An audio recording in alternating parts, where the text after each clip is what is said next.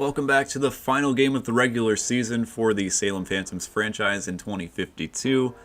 We lost our last matchup against Madison, and that's come back to bite us a little bit. We're one game behind with one game to go, so this is for all the marbles. We lose, we fall to that wild card spot. If we win, I think we might have a game 163. I'm not really sure. If we go to the standings here, they haven't really given the Beavers the division crown as of yet, so technically that 163 is still in play. But we go over to the wild card standings, and we have for sure clinched at least a play-in date for the wild card spot. If we do lose against the Beavers, we'd be playing the Phoenix Zephyrs, who have that second wild card spot locked down by a few games. They are 6th in team rankings, really good power on their team. Meanwhile, the Phantoms were 6th in pitching, 8th in speed, pretty much average in everything else. And aside from the few games that we've won, we've been having a really good simulated season so far. Lou Reyes has been dominating. Cabrera's really fallen on some hard times, though. We lost with him against the Madison Senators. And now we have Reyes, who has lost his last few matchups. Gonzalez, and today's matchup will be all falling upon the rookie Joe Johnson, 7-2, 2.78 ERA, 90 innings pitched in the major leagues. Lineup has been pretty much stagnant for the most part. Cervantes, the lone cold streak, he's been streaky all year though. Honestly, Campillo, just under 300. We weren't able to keep it alive unless he just goes off this game. You never know. On the bench, though, we do have a few guys on hot streaks. Irizarry, again, still on a hot streak. His average has actually dropped about like 15, 20 points since we last played, though, which is strange. But this is it. If we win, we'll likely have another video against the Beavers again. It's, again, up to Joe Johnson today. And then I think Reyes is directly behind him in the rotation, since they kind of moved things around on me. Yeah, so actually it's Gonzalez, but we'd probably start Reyes on short rest if we wanted the best chance of winning that game 163, and then the wild card would probably fall to Newsom. Wow, that's actually a really tough call here. We're right at the end of the rotation when we need it most for our best guys to come to the spotlight. Our one matchup with Johnson, he gave up 3 runs in 6 innings. 3 runs might be a lot, though, for the Beavers, especially with our failure to score some players in scoring position recently. Here's the lineup we're rocking with, though, today. Sato at the top of the lineup again.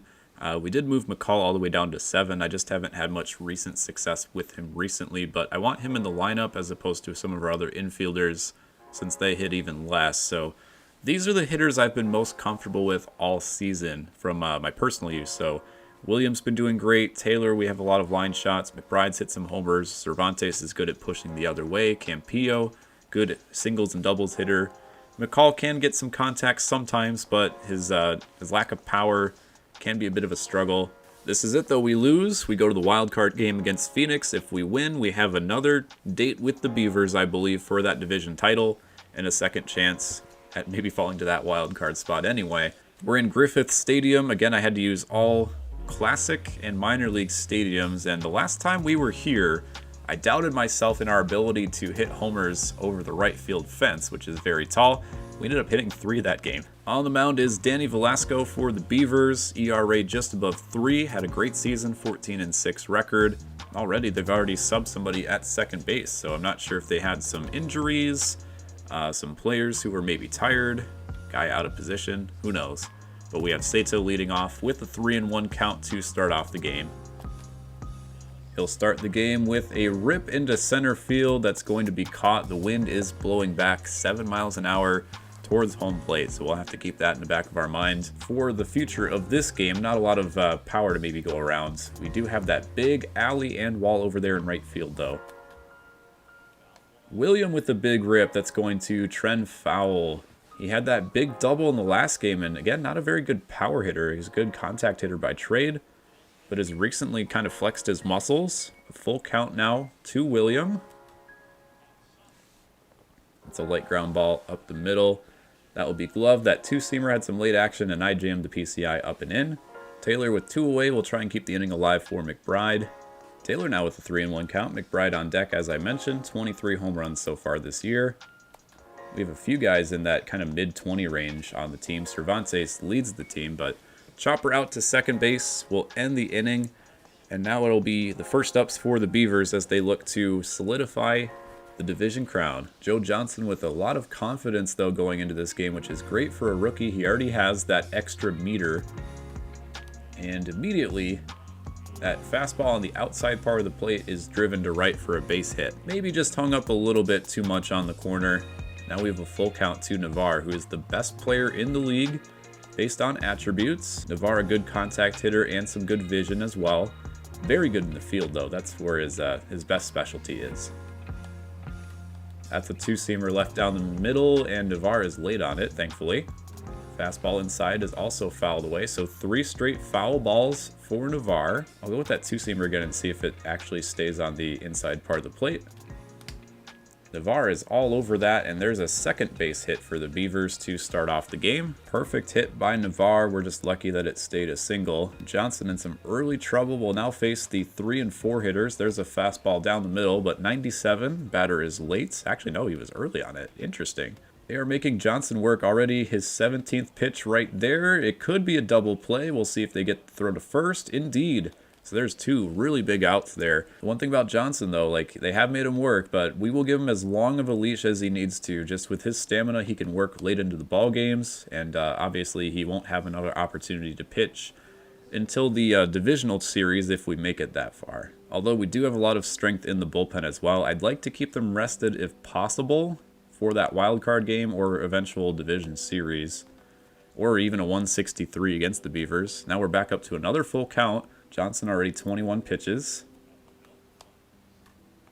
It's a fastball in on the hands, and that's going to be grounded to William. He gathers, takes his time, and still throws it in the dirt, but thankfully a good scoop by Cervantes will keep the Beavers off the board. All right, we move to the second, still scoreless. Some good clutch pitching by Johnson. That's something we didn't have against Madison the other day. Two-seamer doesn't come back enough to be called a strike. Misses way high with the two-seamer. Been throwing a couple of those. That is his primary pitch. A lot of two-seamers in this league, as I've kind of mentioned in the franchise previously. There's another one that was way inside. McBride was able to make contact, but weak out number 1. Cervantes on a cold streak, looking to go hot into the playoffs. Pulls that one on the splitter. Put down in the zone. That's another grounder out. Now the 6th spot, Campillo batting 298. Can we get him back to 300? That remains to be seen. He was a 6th round pick. Wow, 12 years ago. What a career he's put together for himself. That one's going to be out to left field, but that wind is really going to push that one back into the left fielder for the out. Another 1-2-3 inning for the Beavers. And a full count for Johnson again to start off the bottom half of the second. Fouled away. But yeah, they're really making Johnson work so far. 30th pitch. It's going to be out to Saito. Oh, he was there, just fumbled the catch, and it's a leadoff single again for Ottawa. The one struggle we have is we have a few common fielders out there in the outfield, Saito being one, Irizarry being the other on the bench. Another full count here for Johnson. It's going to be a lazy fly. William also over there with common fielding. We'll get there for out number 1. Chris Singleton is ripping the batter for missing that fastball on that out play. And yeah, after looking at the PCI, definitely a good pitch middle of the zone. Cervantes with diamond fielding over there at first will start the double play, and that will get us out of the second. Much appreciated there for Joe Johnson, who's had to work a little bit so far today. And now we have the bottom of the lineup led off with Jeffrey McCall, who again I strategically put at the bottom of the lineup to get us some contact towards the lower portion of the lineup. Just sometimes we reach that 7, 8, and 9 spot in the lineup and we just can't get anything going. So if I can kind of consistently keep the line moving, that will be good for the long term. And that's going to be out to center field for out number 1.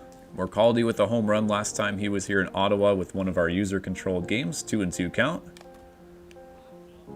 I don't know why I chased that. 8 batters set down so far for the Phantoms. Now Cordova in the 9 spot, 229 average.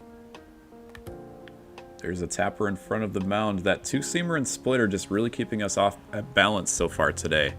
Looking more like a pitcher's duel at the moment, although their pitcher's been doing a little bit better than Johnson's so far. Nice play by William over there at second base.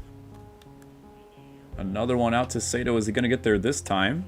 Yes, he does have enough time. Didn't show that little floaty red warning sign. So 2 up, 2 down In the bottom of the third for Joe Johnson. Now he faces off against the leadoff hitter, who had a good rip into right field to start off the game for the Beavers. But this one will be popped up to McCall behind short for out number 3. We move on to the fourth, still a scoreless ball game. Beavers, though, with 3 hits. We still need our first. Sato will lead us off here to begin the fourth, 2-2 count.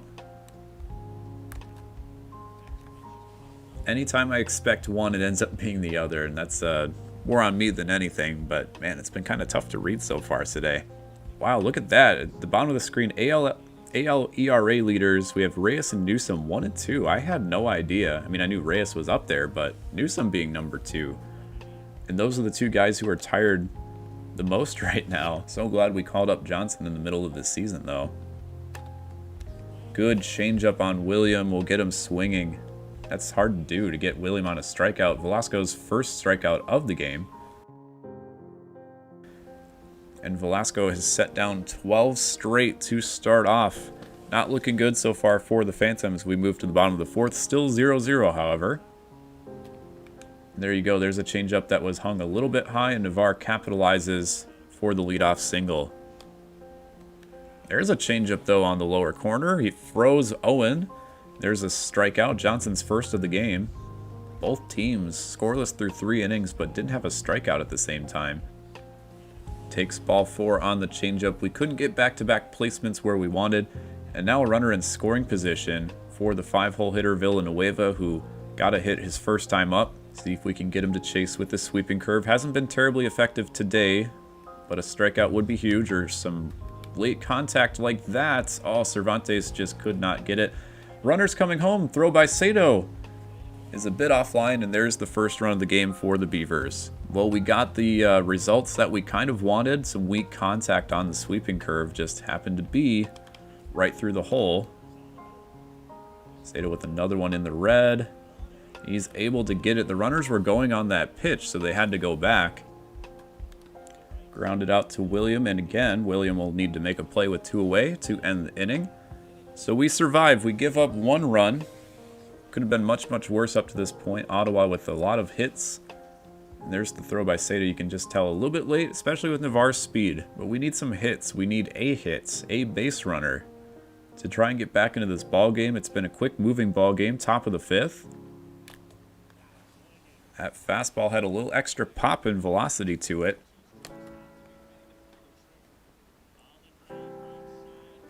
It would be a story for the ages if the Beavers were able to throw a no-hitter to clinch that divisional crown against their arch rivals, or at least their rivals this season, the team directly behind them in the playoff race. And some weak contact there by Campillo. Is it going to blow back in for a base hit? No, the center fielder gets there to end the 5th.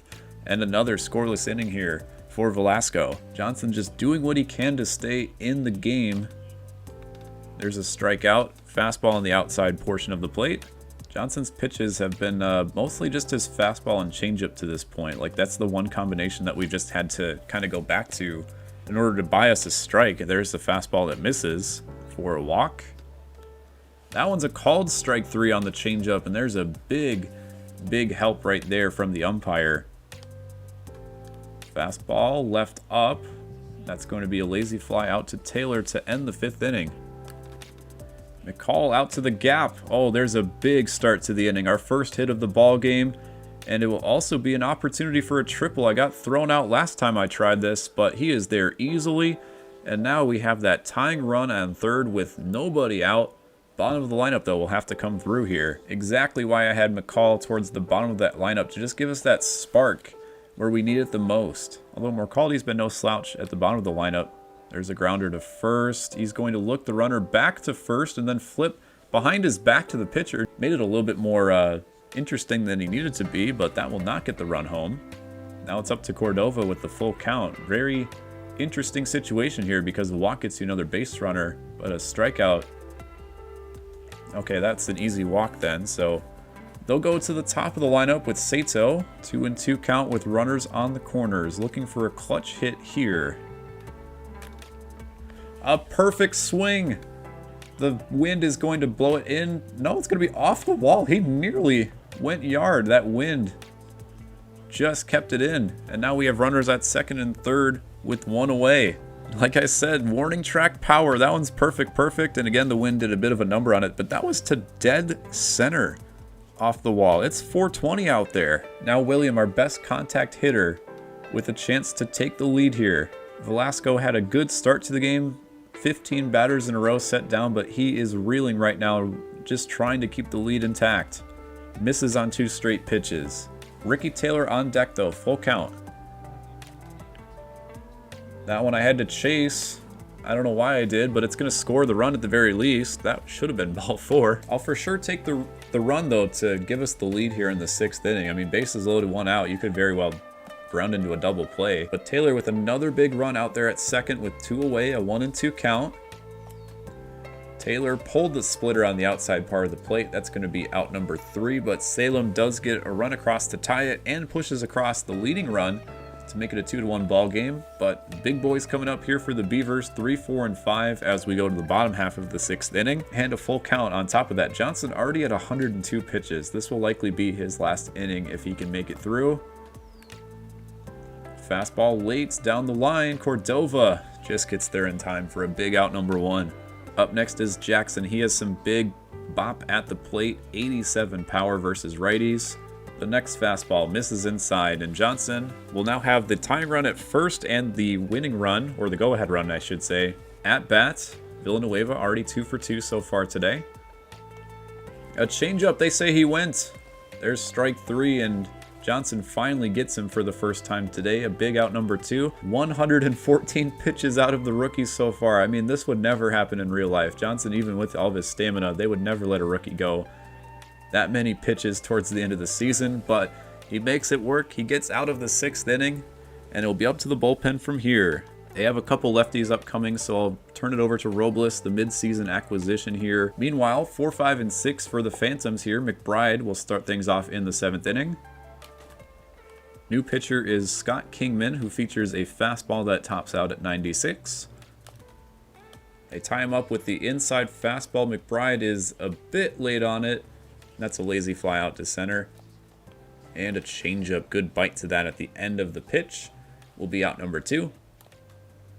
Slow roller again. That changeup. Good placement there by Kingman. That will lead to the bottom of the 7th. Here comes Robles. His first outing that we used him in. He gave up a run. 7, 8, and 9 though for the Beavers. Robles has 2 lefties that he'll face, and also the bottom portion of the lineup. Their least effective hitters, I should say. Knuckle curve. Oh, look what I found. Robles keeps the leadoff runner off with a nice play at the mound. We had one of those last game where there's an opportunity for the pitcher to make a play like that, but it bounced past him for a hit. That's a big one. I'll take that today against our division rivals. So there's a little pop out to McCall for out number 2. So Robles does his job against the 2 left-handed hitters, and now he'll go against the 9-hole hitter, Johnson, who rips one foul. Only 46 power versus lefties, so likely not a game-tying home run opportunity here. Really making Robles work here this at-bat. I think this is pitch number 9 of the at-bat. And finally, we get him swinging to end the 7th. Chuck Bauer will get the 8th inning. We've been doing well with him so far this season. And now McCall, who was the catalyst for our 6th inning, will start us off here in the 8th. Had a triple to begin our scoring run in the 6th inning. It's on the outside part of the plate. McCall pulls it to right field for a fly out, out number 1. I haven't had a lot of smart swings so far this game, just 2 hits, but we have 2 runs to show for it, and our pitching is going to keep us in the game. 2-seamer. Tailing out of the zone is swung on and hit out to short by Marcaldi. Navarre, one of the best players in the game, gloves that one for out number 2. So at the very least, we'll have our top of the lineup into the middle of the lineup for inning number 9. If we can hold the lead. Cordova fists that one out to center, and their center fielder just has really good closing speed. A couple plays like that so far today. We go to the bottom of the 8th inning. So here's Bauer. 1 a game since our last usage with him. ERA below 4. Looking to keep the Beavers off the board. Ottawa has 6 more outs to work with. If they can retake the lead, so there's a single right up the middle. If they can get this runner home and maybe score the runner behind him, they win the division. They win the AL East. and we'll go to the divisional round. Phantoms looking to keep things alive here and play game 163. If not, they do have the wild card locked up, so they will be going to the postseason either way. Just you would hope to not have to do the one game play-in if possible. There's Bauer's slider, his best pitch, gets a lot of swings and misses on that one. A big strikeout for out number 1. And you got Navarre, who is one of the best contact and vision hitters there is in this franchise. Steal attempt by the Beavers. He's going to have to hold, but that's past Cordova. Oh no! The animation! I ran past it. That's going to score at least 1 run. The runner's over to third. He's going to try for home. Why is there no cutoff? He's just standing there at third base. Ottawa takes the lead. Ridiculous. An inside the park home run for Owen. The Beavers have taken the lead here in the 8th. Bauer's able to get the next batter out, but the damage has been done on the play by Cordova over there in left field. There's a called strike 3, so wow. Alright, so we're going to have to face the closer here to keep our thoughts of the division crown alive. It'll be Parker Crosby, who's looking for save number 40 so far this season. He'll face off against Sato, who actually I'm going to maybe go for a pinch hitter here. Yeah, let's go to Irizarry with some power. Sato's not very good against lefties, so this is the matchup we're rolling with. This is why we got Irizarry on the bench. Fastball not called, 3-1. A walk will also do the job. It will be the tying run, and Irizarry has speed to burn. They don't call that one either. All right. So we do have our leadoff runner aboard, and now Patrick William, our best contact hitter on the squad. Again, not very good against lefties, but just looking for something maybe to the left or right field gap. Even if it's a single, Irizarry will likely advance to third. Crosby, though, a little bit wild. I mean, he's had a few pitches just barely miss, but we'll see if we can take the walk. They're not giving him any calls. Wow, this is crazy. 3-1 count now. They will give him that one on the slider. We're going to send Irizarry here on the 3-2 with William, the contact hitter. It's going to miss anyway. Ball 4. And it'll be up to Ricky Taylor, who is 0 for 3 so far today. A 2-1 count. Tying run at second. Go ahead run at first. He flies it the other way. Irizarry should be able to advance to third at the very least, but there is out number 1. This is too much right here, McBride. 0 for 3 so far today, 2-1 count. Again, not very much power against lefties, but just looking for something. They will give him the high strike this time. It's 2-2. I'll take another pitch up here, though. A double play would end the game, so I'm looking for something up. They do go down with the changeup. McBride's able to foul it off. Crosby has blown 4 saves so far this season, looking for the last 2 outs of this one without allowing a run, and the Beavers would get the divisional title. Big, big spot here for our cleanup hitter. This one's going to be out to left, and here we go. This is the play right here. Irizarry from third base. They're not even going to...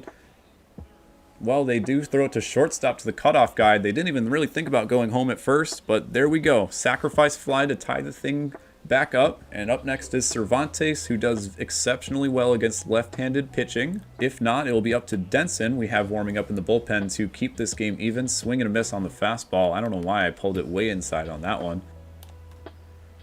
Cervantes out to left field. This is going to stay. Please don't bounce over the fence. No! That's going to prevent the run from scoring. Oh, no. That was just down the line perfect enough, but there's that short fence over there near the foul pole. I guess it bounced over the normal wall anyway. Oh, goodness. And now it'll be up to Campillo with the 1-2 count. We're still tied. Regardless, though, Crosby has blown the save, and he's just trying to keep things even here going into the bottom of the 9th inning. Nearly hits him for the full count. All right, the 7-hole hitter is Jeffrey McCall, who has that triple earlier in the game. Campillo down the left field line had to protect. That one's going to be caught by the left fielder near the wall. And wow, we tie things back up. The ground rule double comes back against us, though, and it's going to be up to Owen Denson to keep things tied here in the bottom of the 9th. Called strike. Our umpire's been liking us today. Full count to Norris. Went with the slider, probably not the best pitch tailing out of the zone on a full count, but gets the out. And our bullpen is going to be gassed for whichever game comes next, but, I mean, if we have a chance at the division, you go for it, even if it goes to extra innings. They give us the called third strike. Wow. Umpire has been giving us all sorts of favors the last couple innings. And now Molina with 2 away in the bottom of the 9th is the last walk-off chance for the Beavers. He's going to ground it to William. We're going to extra innings, barring the throw by William. Threw one in the dirt earlier. And we will indeed go to a 10th inning. This will decide the AL East, or if there's a need for a game 163. Either way, super exciting. I'll be putting in Lawson next inning since Denson's already pretty tired. And once again, we have 7, 8, and 9 to start off. Nichols, the new pitcher. McCall, again with that huge triple earlier today to get the run scoring started for our team at least. Has a 2-1 count. McCall out to second base early on the circle change, and there's out number 1. Morcaldi is 0 for 3. He's kind of disappeared the last few games that we've played, but can come up with a clutch hit here that will make us forget all about it. 2-1 count. That's going to be out to the gap, but it's a little bit high in the zone. That will stay up long enough to be caught for out number 2. Cordova is 0 for 2, but did walk earlier and score a run. He got hit, and now it's up to Irizarry, who was walked and later scored. Does have a little bit of power against the righties. Another 2-1 count. And he gets Irizarry swinging on the next pitch. Throw to first will end the top of the 10th. So once again, we have to keep the Beavers off the board to keep our divisional hopes alive. It'll be up to the closer, Nicholas Lawson, who had 23, 24 straight saves to start off the season. I'm a little worried though because we've already gone through our best 3 pitchers in the bullpen. 2-seam changeup sinker, so he doesn't really have that breaking pitch to put people away. He just has to really hit his placements, especially with low velo. Irizarry, a little bit of a late reaction over there and right, but his speed will close on the ball for out number 1. Back to the top of the lineup. Navarre will be up next, but first we have Brian Berry out to Cordova, and thankfully makes the play on that one. Cordova is one of the main chief reasons we're even here in extra innings at the moment. Going to be out to Irizarry, and we'll go to the 11th inning. Probably should have mentioned there's no extra inning rule in this franchise because I hate that rule, and it's going to be going away in the real MLB, I think, next season anyway. But it's 2052. This is a different franchise. Patrick William up with the 1-2 count. They're sticking with Kurt Nichols on the mound. We will go with another inning of Lawson. And William back up the middle will get our leadoff runner aboard. There we go. Do I dare even bunt the runner over? Maybe I will with his speed. They do have the third baseman in. He'll go to second. Oh, they get the out at second. Just barely, but Taylor with 95 speed over there is a good trade-off, I suppose. I'm just looking for one pitch for McBride to just completely drive and pull. He's had a lot of hits the other way. That one is going to be caught by the center fielder. It just hung up long enough, or the wind blew it back. Either way, out number 2, it's going to be up to Cervantes, who hit a double that bounced over the wall last time out. And I was very bummed. Taylor at bay at first base. I mean, I could entertain the thought of maybe stealing with him at first base to put him into scoring position. Yeah, we'll give it a try. Gets a good jump. Fastball high. And they got him. Well, if I ran myself into a loss because of that, so be it. We needed to try something. That one's going to be just down the line.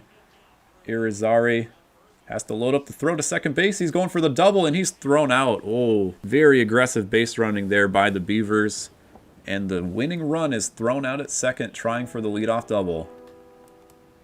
Next batter grounds one up the middle. Could have been a double play ball. See if they bunt with the 5-hole hitter. Get him into scoring position. No, the fastball, good pitch by Lawson in on the fists, will be out number 2. We may have to go with Lawson for a third inning, just based on our current bullpen, or at least start the third inning. Actually, no, 7, 8, and 9 were all lefties, so maybe we bring in Chung next, if we get out of this inning here. The grounder to Morcaldi, he whiffed. Runner, though, will stay at second, so there's your winning run, 44 speed over there at second base. One more strike, though, for Lawson. Go with the changeup low. Swung on and missed. It's past McBride. Can he make the throw to first? No, it's off. So it'll be up to Theodore Chung with the 2-2 count against the left-handed hitter. A walk, a base hit, anything here ends the game. It's going to be a bouncer. Chung will load up, throw to first. Runner only has 24 speed, and he gets us out of a jam. We go to the 12th inning. Our whole bullpen is going to be gassed, though, like I said. Cervantes out to second. There's out number 1. That one's back up the middle, so Campillo is off the schneid, and now we have the winning run, or the go-ahead run, I guess it's the top of the inning, on first base. Could really take another extra base hit from McCall here, but he is a singles hitter for the most part. And he misses with ball 4, so Campillo will move up to scoring position. Morcaldi is also 0 for 4 on the day, looking for his first hit. Would be a clutch one. Morcaldi out to right. Caught the fastball square, but is not going to reach the wall. Campillo should have enough room to make it up to third. 2-1 to Cordova, the 9-hole hitter. They bring in the new pitcher. Just trying to get a gauge on him. He has 4 pitches, 2 fastballs, a splitter, and a circle change. Swing and a miss on the circle change the one time he doesn't throw the fastball or splitter. And we go to the bottom of the 12th. Again, just looking to keep Ottawa off the board. Estrada will work this inning. He's already worked 109 innings so far to this point. Batting average is exceptional against. ERA is low. And even though he's a bit tired, he's our best chance to keep us in the game here. He'll face the 9-hole hitter Gregory first, who grounds one to William. William off balance. Just beats the batter to first for out number 1. Back to the top of the lineup. Again, Navarre on deck. But McCall will make this play for out number 2. And Navarre, not a noted power hitter.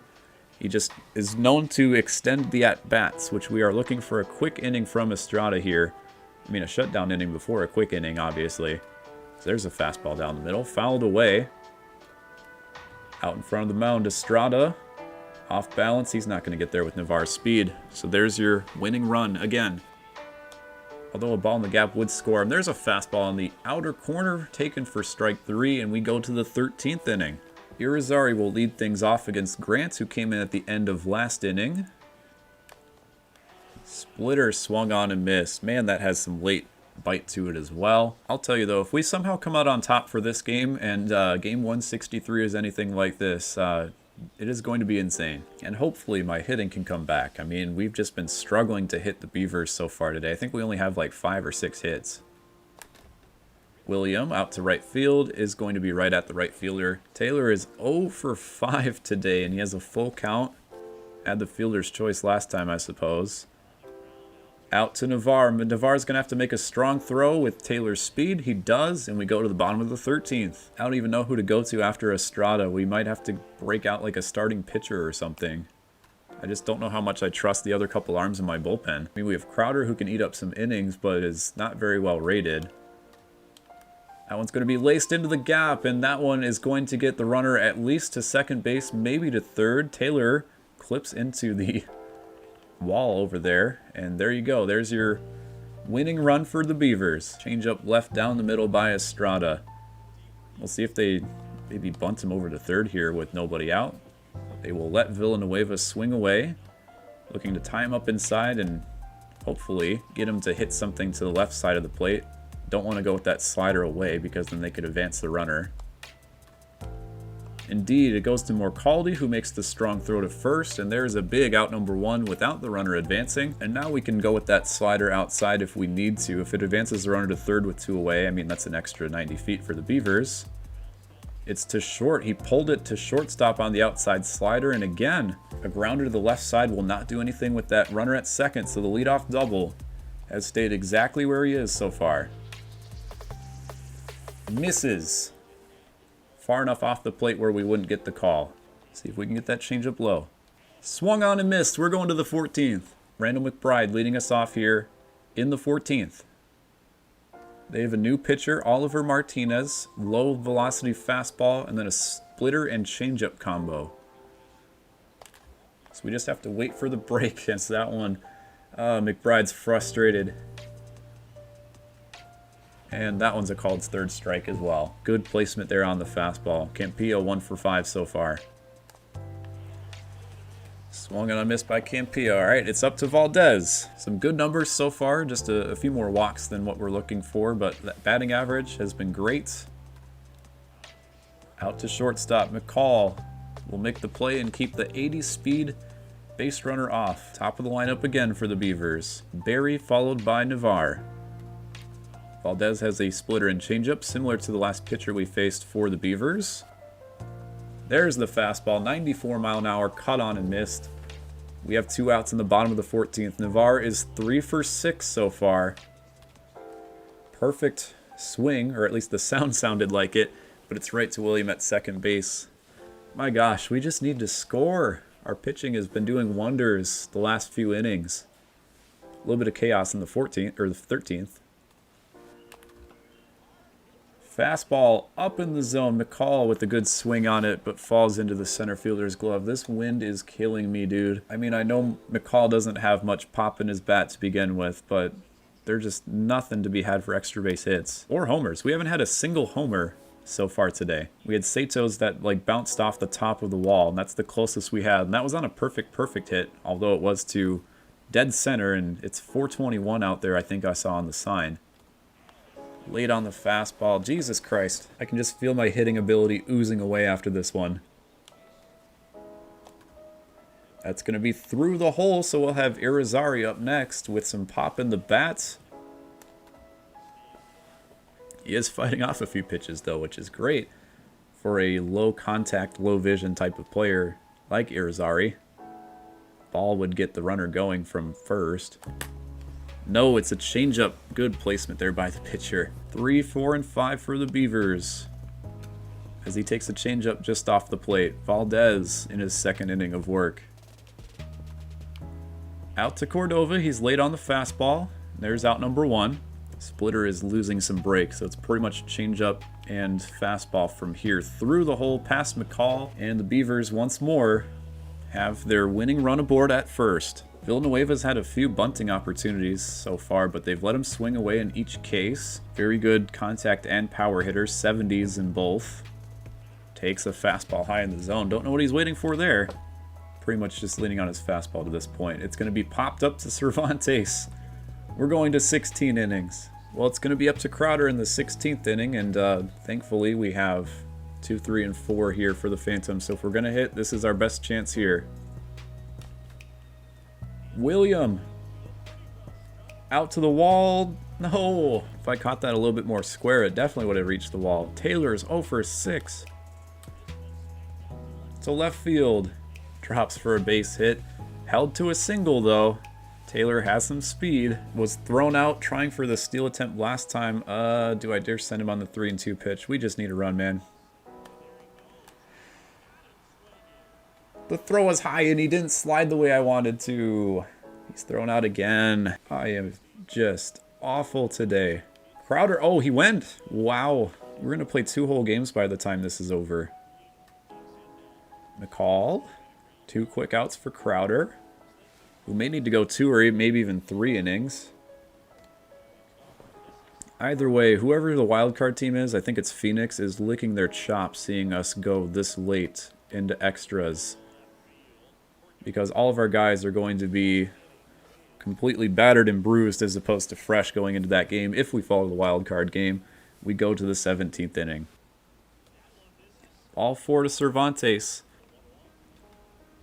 I thought about bunting with Campillo, but just the way the computer fields bunts and, you know, the bunting ability in this game, like, they'd likely get a double play, to be honest with you. So I'm going to let Campillo's ability swing away here. I've already thrown away a couple outs with base running miscues. Campillo, God, at second. I'm going to lose my shit, dude. This is just horrifying how well I am not hitting today. McCall the other way, is that going to drop? No, because nothing is so far today. Even on a delayed reaction, the left fielder gets there in time. More quality, please, get a hit. Instead of going 0 for 7. Right to the center fielder. My soul is just dying the further on we get into this game, and I would hate to lose, but there's just so many opportunities where I feel like I don't really deserve to win. The pitching has been on point, though, and part of that, again, is the wind. More quality. I'm so glad we brought him in defensively, though, at third base, though. And he's been doing well over there at third. Sometimes those balls that just sneak past the third baseman because of their lack of reaction, like Morcaldi is a great fielder over there. It feels like Navarre is up every other batter. 3 for 7 so far today. Spits on that one. I do not want him to get on base, though, with his speed. Oh, no. Irizarry, cut it off! Oh my god! How many animations are you going to do? And the throw's going to be offline. Fuck this game. That's how I'm going to lose it. Are you fucking serious? I thought I did the smart thing. Try and cut it off with Irizarry. No, Taylor. Not even controlling him. Oopsie daisies past the ball. Then he has to hug the wall. Like, what the fuck are we doing here? I gave up 4 runs and 3 of them have been on animation bullshit.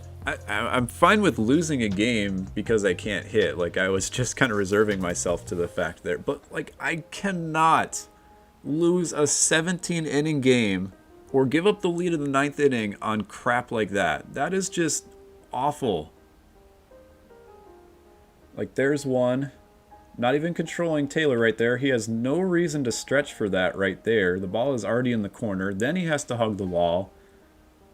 I mean, the throw accuracy, I just leave up to the game from there. So, like, the relay to the plate. So here's a look at the playoffs. We will be playing the Phoenix Zephyrs at home for the wild card game, which will be the next episode. And looking at the calendar here, it actually looks like they're going to start Derek Newsom. I kind of forgot once you go to the postseason, no matter how many days off you got, even though we got 3 days off in a row, they just kind of reset the energy settings just to make sure you have your ace for that game, which isn't really how Major League Baseball works. Like, you got to really have that arm game where you, like, play somebody on short rest or, you know, have to decide, like, who's going to throw. But the fact that we just came that close to forcing a game 163, we would have had to win another game. But our season comes down to 1 game, and if we win, we play the Ottawa Beavers again.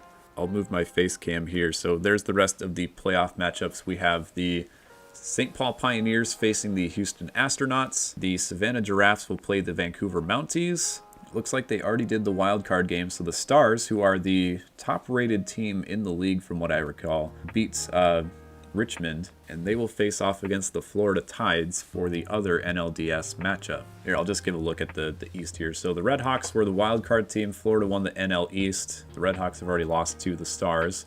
Giraffes won the Central, probably the worst division of the bunch. 84 wins was good enough to win that division. Meanwhile, over here, the Mounties went on a lofty win streak. They were in the wild card race for a while to make it ahead of the Stars, who are now the second best rated team, but the Stars have won the wild card matchup, so they are in the next round. I guess the Beavers took over the #1 spot for rankings, so they're the team to beat. They are our rivals. They had a bullshit game against us just now. Ah, man.